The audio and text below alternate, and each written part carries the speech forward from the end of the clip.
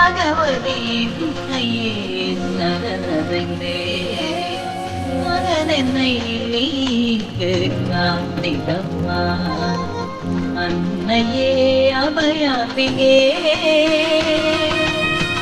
அருகில் வா மூகாம்பிகே